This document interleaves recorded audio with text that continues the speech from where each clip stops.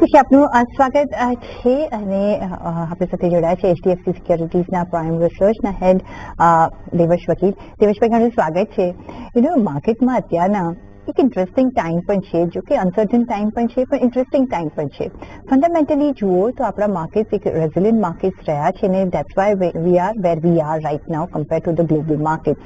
કઈ રીતના તમે જોઈ રહ્યા છો માર્કેટનો ટ્રેન્ડ હવે? બિકોઝ ઓપોર્ચ્યુનિટી ઘણી બધી અત્યારના છે. વેલ્યુએશન વાઇઝ આપણને સારા એવા વેલ્યુએશન્સ પર અત્યારના કાઉન્ટર મળી રહ્યા છે. ચૂઝ એન્ડ પિક કરવું હોય આ અનસર્ટન ટાઈમ્સમાં તો તમે કઈ રીતના કરશો? બિકોઝ તમે જો આજ એમપીના ડેટાસ પણ જુઓ, રિટેલર્સનો ભરોસો છે હજી ઇક્વિટી માર્કેટ પર. કઈ રીતના કામકાજ કરીશું અત્યારના? First of all, thank you for having me on the show.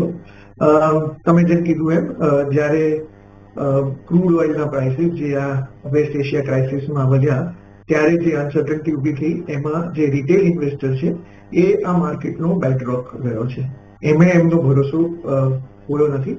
જેમ તમે કીધું એમ આજે જે એસઆઈપીના ડેટા આવ્યા એમાં 32,087 કરોડનું માર્ચ મહિનાનું એસઆઈપી આવ્યું છે. 29,000 કરોડથી લગભગ 7.5% વધ્યું છે. એટલે જ્યારે પ્રાઇસીસ ઘટતા હતા અને ઇન્ટરનેશનલ ઇન્વેસ્ટર્સ ખાસ કરીને એફઆઈ એગ્રેસિવલી સેલ કરતા હતા ત્યારે ભારતીય ઇન્વેસ્ટરોએ એમનો ભરોસો રાખ્યો છે અને નેટ ફ્લો જોઈએ તો 55% જેટલો વધ્યો છે અને લગભગ 40,000 કરોડ જેટલો એસઆઈપી નો ડાયરેક્ટ ફ્લો વધ્યો છે. એ કેમ વધ્યો છે એની પાછળ જે મને લાગે છે કે એ બહુ એક સાચું ડિસિઝન છે રિટેલ ઇન્વેસ્ટર્સનું, કારણ કે ગ્લોબલ મેક્રો ઇકોનોમિક્સ જોઈએ કે લોકલ મેક્રો ઇકોનોમિક્સ જોઈએ, ભારતમાં આ જે ઓઇલની ઇન્ટેન્સિટી છે જે પહેલા કરતા ઘણી ઘટી છે. આનો જીડીપી પર એટલો મોટો અસર નહીં પડે. આપણે જે આરબીઆઈની એમપીસી પોલિસી જોઈ એમાં એમને જીડીપી ગ્રોથને 7.4 થી 6.9 સુધી એટલે સામાન્ય ઘટાડો આપ્યો છે. આપણું કેપિટલ એક્સપેન્ડિચર હજી પણ સારું છે, ફિસ્કલ ડેફિસિટ હજી પણ કંટ્રોલમાં છે, ઇન્ફ્લેશનની એટલી મોટી અસર નથી થઈ અને જો આ વોરમાં જે 2 અઠવાડિયાનું સીઝફાયર આવ્યું છે એ ધીરે ધીરે લંબાય અને અહીંયાથી ક્રૂડ ઓઇલ 120ની જે હાઈ જોઈ હતી એનાથી જો પાર ન જાય તો મને લાગે છે કે worst is over for our markets. Basically આપણને આનો ઇમ્પેક્ટ કરન્સીમાં અને ક્રૂડ ઓઇલને કારણે પડતો હતો. કરન્સીમાં આરબીઆઈએ જે એક્શન લીધા છે એને કારણે હવે મને લાગે છે કે જે ડેપ્રિસિએશન આવી રહ્યું હતું એમાં એક રોક લાગી છે અને ક્રૂડ ઓઇલના પ્રાઇસીસ પણ કંટ્રોલમાં આવ્યા છે. એટલે ચોક્કસથી આની અસર થઈ છે. જે પહેલા આપણે લગભગ 16% જેટલો ગ્રોથ અર્નિંગમાં એક્સપેક્ટ કરતા હતા એ 3 થી 4% ઘટશે અને લગભગ 10 થી 12% જેવો અર્નિંગ ગ્રોથ આવશે. પણ જ્યારે આપણે નિફ્ટી 22,500 ના લેવલ પર પહોંચ્યું ત્યારે આપણે વર્સ્ટને ડિસ્કાઉન્ટ કરી દીધું છે અને જો આ જે ટેમ્પરરી પીસ છે એ ભવિષ્યમાં પરમનન્ટ થાય તો અહીંયાથી આપણે નવા ઊંચા સ્તર પર પાછા પહોંચીશું. જી દેવેશભાઈ, ઓફકોર્સ જો આપણે નંબર્સ પર જો નજર રાખીએ તો યસ આપણને અસર દેખાશે આ વખતના નંબર્સમાં અને મે બી મ્યુટેડ ટુ લિટલ પોઝિટિવ આપણે જોઈ શકીએ છીએ. અમુક સેક્ટર્સમાં આપણે જો જોઈએ તો એને વધારે પણ અસર થઈ છે. પણ જે સપોઝ વોર કાલે પતી જાય છે, સપોઝ આપણે એ લઈએ તો પણ એની રેસિપ્રોકલ ઇફેક્ટ હજી રહેવાની છે. It will take time for the sectors to come back, for the oil prices to settle, for the refineries જે આપણે જોઈ રહ્યા છીએ જ્યાં ડેમેજ થયું છે ત્યાં કામ ચાલશે. કઈ રીતના તમે જોઈ રહ્યા છો એ બધું જ ધ્યાનમાં રાખીને આપણે જો જોવું હોય તો તમને લાગે છે કે નેક્સ્ટ સબસિક્વન્ટ ક્વાર્ટર્સમાં એની વધારે અસર દેખાશે? અને ત્યાં સુધી તમે શું ડોમેસ્ટિક ફોકસ્ડ એરિયાઝ પર જો આપણે નજર રાખવી હોય, બિકોઝ વેલ્યુએશનનો પણ આપણે એડવાન્ટેજ લેવો છે, તો મોસ્ટ સર્ટન તમને સેક્ટર્સ એવા કયા લાગી રહ્યા છે કે જ્યાં તમે આજે નિવેશ કરી શકો? તમે બહુ પર્ટિનન્ટ સવાલ પૂછ્યો. એટલે આનું એનાલિસિસ કરીએ તો આપણને જે $60-70 જે ક્રૂડ ઓઇલ મળતું હતું ભારતમાં, આપણને ખબર છે કે we are majorly importing nation for energy. એટલે આપણી કોસ્ટ હવે આવતા વર્ષ માટે લગભગ આરબીઆઈ નું જે એસ્ટિમેટ છે એ પ્રમાણે $85 આસપાસ થશે. એટલે ઓબ્વિયસલી એની ઇમ્પેક્ટ આપણા માર્જિન્સમાં અને બધા કંપનીઓ કે જે હાયર એનર્જી પ્રાઇસીસ આપવી પડશે એના પર ઇમ્પેક્ટ થશે.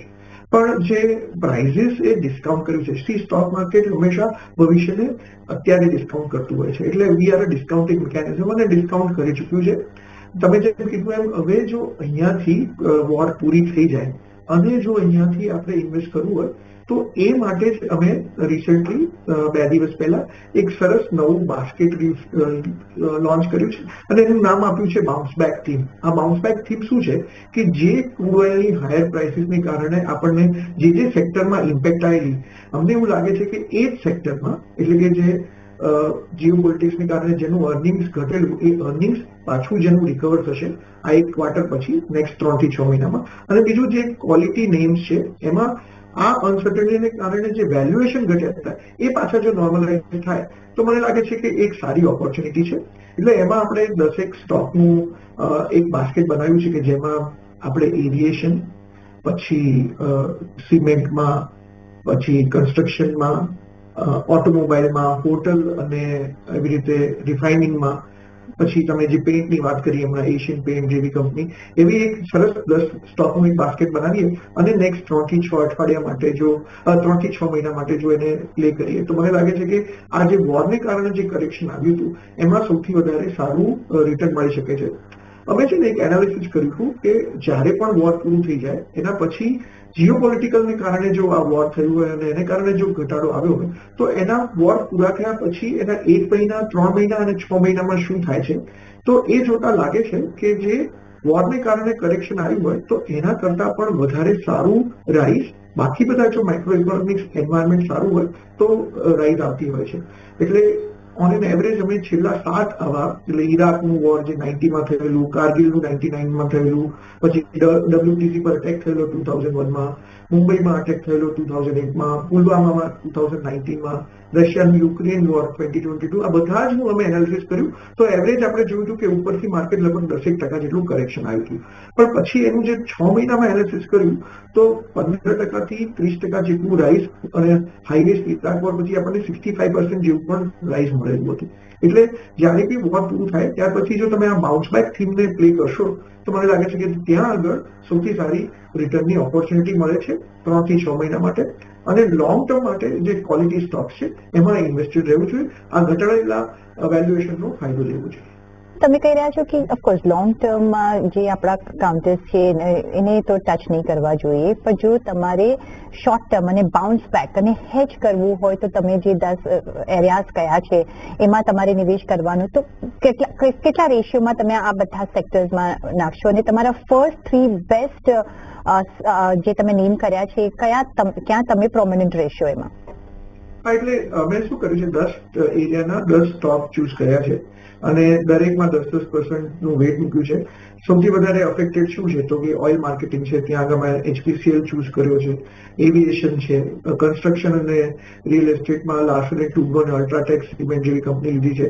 એટલે જે ક્વોલિટી કંપની, ફોર એક્ઝામ્પલ તમે કીધું 1-2 નામ આપણે ડિસ્કસ કરીએ તો L&T છે કે ત્યાં આગળ આ વેસ્ટ એશિયન ક્રાઇસિસને કારણે ઉપરથી 20% જેટલું ઓલરેડી મોટું કરેક્શન આવી ગયું છે, કારણ કે એમના ઘણા બધા પ્રોજેક્ટ ત્યાં છે. હાઇડ્રોકાર્બન બિઝનેસમાં ઘણું બધું અત્યારે ઇમ્પેક્ટ થયેલું, પણ અત્યારે મને લાગે છે કે એ પ્રોજેક્ટ ડીલે હવે ધીરે ધીરે વિઝિબિલિટી આવશે, પાછા ડીએસ્કેલેશન પછી એમના પ્રોજેક્ટ ચાલુ થશે અને વોરને કારણે જે ડિસ્ટ્રક્શન થયું છે એને કારણે નવું ઇન્વેસ્ટમેન્ટ જે આવશે એમાં પણ એમને નવા સારા ઓર્ડર મળશે. એટલે જે લોજિસ્ટિક કોસ્ટ હતી કે જે અર્નિંગની વિઝિબિલિટી ઘટી ગઈ હતી એ હવે પાછી રિકવર થશે અને એને કારણે મને લાગે છે કે પાછું 3 થી 6 મહિનામાં 90-95% એમનું ઓપરેશન પાછું નોર્મલાઇઝ થઈ જશે અને અર્નિંગમાં વિઝિબિલિટી આવશે. એટલે લાર્સન એન્ડ ટુબ્રો જેવી બ્લુ ચિપ કંપનીમાં ઇન્વેસ્ટ કરવું જોઈએ. UltraTech cement, Maruti, Bharat Forge, Asian પેઇન્ટની આપણે વાત કરી. આ બધા સ્ટોક્સ, આવા 10 સ્ટોકનું અમે એક બાસ્કેટ બનાવ્યું છે અને નેક્સ્ટ 6 થી 9 મહિના માટે બાઉન્સ બેક માટે આપણે એને પ્લે કરી શકીએ. નેક્સ્ટ 6 થી 9 મહિના માટે અહીંયા 10 એરિયાઝ, એમાંથી 10 બેસ્ટ સ્ટોક્સ પર નજર રાખીને તમારા પોર્ટફોલિયોમાં એને એડ કરી શકો છો 6 થી 9 મહિના માટે. બાઉન્સ બેક સ્ટ્રેટેજીમાં તે તમે અહીંયા કામકાજ કરી શકો છો. HPCL, L&T, UltraTech cement, Maruti, Asian Paints to name a few તમે અહીંયા ધ્યાન રાખી શકો છો. અલોંગ વિથ યોર ઓફકોર્સ જે તમારો કોર પોર્ટફોલિયો છે એને તો તમે રાખી શકો છો. તો યસ, અહીંયા કોઈ બી માર્કેટની કન્ડિશન હોય, સિચ્યુએશન આપણે બદલી શકીએ છીએ આપણા પોર્ટફોલિયો જો રાઈટ ઇન્વેસ્ટમેન્ટ અને રાઈટ સેક્ટર્સમાં આપણે કર્યું હોય તો. પણ ઓન દેટ નોટ દેવેશભાઈ, ઘણો બધો આભાર તમારો અમારી સાથે આજે જોડાવા બદલ અને આપના વેલ્યુબલ ઇનપુટ્સ અમારી સાથે શેર કરવા બદલ. અને એ સાથે જ મને પણ આપશો રજા. તો જોડાયેલા રહેજો CNBC ગુજરાત સાથે. નમસ્કાર.